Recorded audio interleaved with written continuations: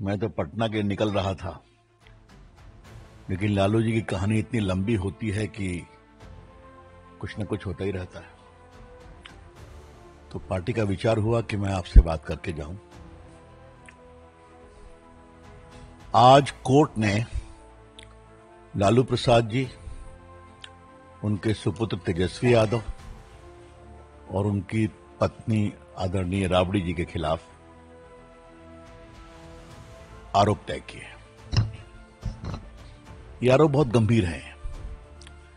ये आरोप हैं सरकारी संपत्ति के आवंटन में भ्रष्टाचार, कॉन्स्पिरेसी, डिसऑनेस्टली सरकार को निर्णय की प्रक्रिया में गड़बड़ करना इत्यादि इत्यादि है।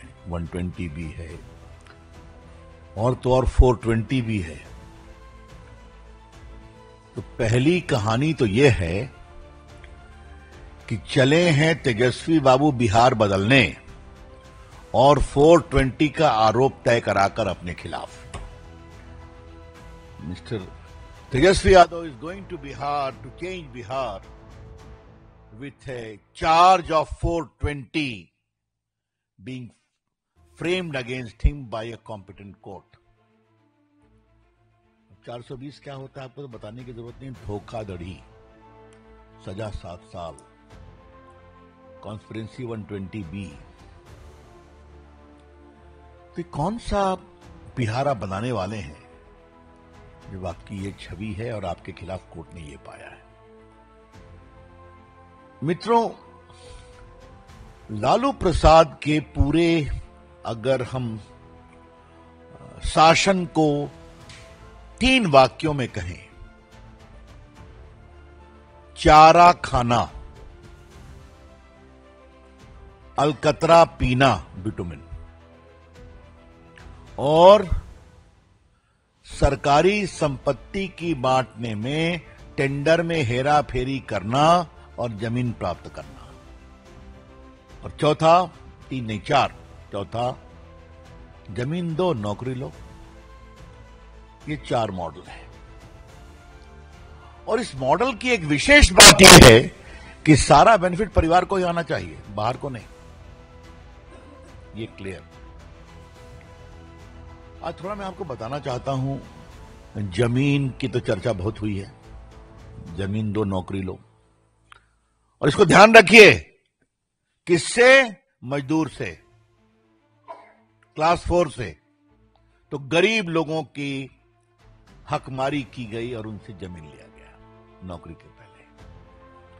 यह है सामाजिक न्याय। थोड़ा आपको मैं आज ये जो होटल का मामला है, इसको थोड़ा मैं आपको आज रिफ्रेश करना चाहता हूं। ये चार्जशीट में सारी बातें हैं। रेलवे की बहुत प्रॉपर्टी है। तो रेलवे के 2 होटल थे अंग्रेजों के समय के। एक रांची में था, झारखंड में, बीएनआर होटल, बहुत फेमस होटल था, और दूसरा होटल था पुरी में।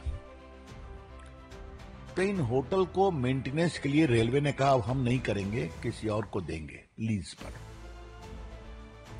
वहां से कहानी शुरू होती है। कहानी क्या शुरू होती है? पहले कहा एडवर्टाइज करेंगे, बाकी कहेंगे, फिर लालू प्रसाद के निर्देश हुए कि नहीं ये कर दो, फिर लीज का टर्म चेंज कर दो, और करते कराते पटना के सुजाता होटल के ऑपरेटर्स को उसके लिए काबिल बनाया गया, एलिजिबल, कि तुम अप्लाई कर सकते हो। और उसके पश्चात रोचक बात क्या हुई? रोचक बात यह हुई कि सिर्फ एक टेंडर, इनके टेंडर को सही पाया गया, बाकी सबको रिजेक्ट कर दिया गया। अब ये इतनी बड़ी बात हो गई तो ऐसे ही हो जाएगा क्या? तो इस होटल वाले के जो 2 ओनर थे, कोचर ब्रदर्स, उनकी पटना में 3 एकड़ जमीन थी। 3 एकड़ जमीन कहां पर? पटना के बेली रोड पर, हाई प्रोफाइल जगह पर, जिसकी कीमत 93 करोड़ थी। तो स्टैंप ड्यूटी कम की गई, बाकी कम की गई, और फिर उसको बेच दिया गया एक कंपनी के नाम, जो कंपनी श्रीमान प्रेम गुप्ता की पत्नी के द्वारा संचालित थी। हाँ, और उसके बाद उसको और कम दाम में बेच दिया गया यादव बंधु को, परिवार को, राबड़ी और तेजस्वी जी में, राबड़ी जी और तेजस्वी जी में। अब आप समझ गए पूरा चेन ऑफ लिंक। रेलवे का होटल लो मेंटेनेंस के लिए और जमीन दो, नौकरी लो और जमीन दो, रेलवे का होटल लो और जमीन दो, ये है लालू प्रसाद जी का मॉडल। क्लियर? ये कहानी कैसे खुली, एक बड़ी रोचक कहानी है। तेजस्वी यादव उस समय डिप्टी सीएम थे। अब कहा गया वहां पर बिहार का सबसे बड़ा मॉल बन रहा है। अब सबसे बड़ा मॉल बन रहा है तो वहां से मिट्टी निकली और मिट्टी चली गई बोटेनिकल गार्डन में। यहां तुम टहलते हो नहीं टहलते हो वालों। अब इतनी मिट्टी आ कहां से गई? तो मालूम हुआ कि वन विभाग की मिट्टी थी, यहां लागी गई। तो आई कहां से है? तो उस जमीन से आई है। वो जमीन किसकी है? तो परतें खुलती गई। समझ गए आप? ये क्या मतलब है? कोई लूट की हद होती है क्या? आपको मालूम है कि जैसा चर्चा कई बार किया है कि मैं चारा घोटाले को एक्सपोज करने वाला वकील था। पीआईएल में नहीं बहस की थी, हाई कोर्ट में, सुप्रीम कोर्ट में 2 और बड़े वकील लोग आए थे। 2 साल लड़ाई हुई थी। लालू जी को सजा हो चुकी है, संभवतः 12 साल की सजा है ना, 12 साल की सजा है। हमें लगा एक बार काफी डकार लिया चारा, अब तो ठंडा होना चाहिए ना। तो कतरा घोटाले का भी वही हाल है, अब उसमें भी सजा चल रही है। हमने कहा अब तो शांति होनी चाहिए, तो फिर जमीन के बदले नौकरी। हमने कहा अब भी शांति होनी चाहिए, तो रेलवे के होटल में भी भ्रष्टाचार, उसके अलॉटमेंट में। कितनी भूख है, कितना लूटेंगे लालू प्रसाद उनके परिवार? ये सवाल हम उठाना चाहते हैं। मैंने सुना है कि शायरी लिखी गई है तेजस्वी यादव के द्वारा। मैं उसकी, जब तक सांप्रदायिक ताकतें देश पर काबिज होगी तब तक हमें संघर्ष करना पड़ेगा। तो छोटे हैं, मैं उनको क्या बोलूं? जो लोग उनके लिए लिखते हैं उनसे कहिए थोड़ा बेटर शब्द का प्रयोग करें। जब उनके पिताजी के खिलाफ चारा घोटाले की लड़ाई लड़ रहे थे हम लोग, तो वहां भी यही शब्द होता था, सांप्रदायिक ताकतें दिल्ली में बैठी हैं और वो सामाजिक न्याय के सिपाहियों को तंग कर रही हैं। अरे भैया, सबूत बोलता है। इससे बड़ा छलावा और क्या हो सकता है कि सरकारी संपत्ति को लूटना, पद पर रेलवे मंत्री हो या मुख्यमंत्री हो, पद पर बैठ के उसका दुरुपयोग करके अपने जेब को भरना और बाद में कहना हम लोग तो सामाजिक न्याय के संघर्ष करने वाले हैं।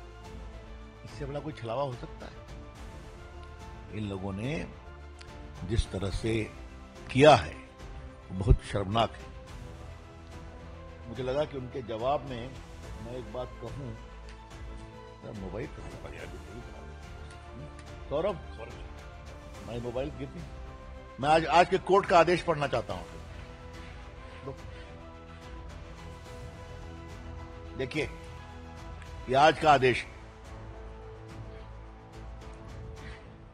The court noted that probable fraud must be tried as cheating, and the loss to the exchequer is not a euphemism but a monetary loss.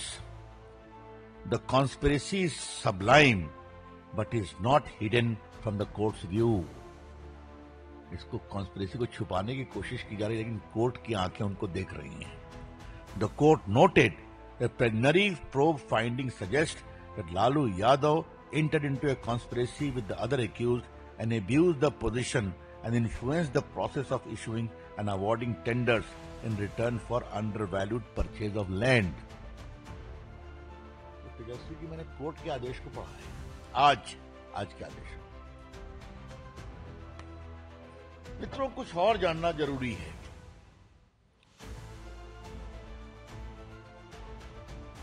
ये तेजस्वी यादव जी का 20 के चुनाव का एफिडेविट है ना।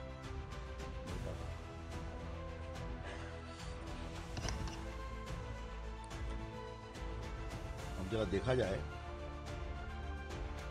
1993 से 2007 के बीच में, उससे उनकी उम्र कितनी रही होगी मुझे बताने की जरूरत नहीं।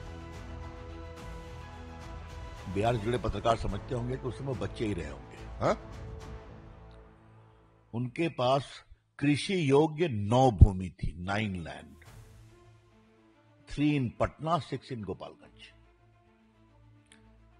Agricultural land 9, non agricultural land 2, both in Patna. Commercial 2005, 1 plot in Patna.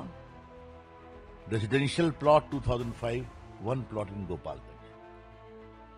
अबे ये 9 प्लॉट कहां से आ गया? हाँ? नहीं, non agriculture 9 and agriculture 9 and non agriculture 2, 11 कहां से आ गया? कमर्शियल भी है, पटना में है।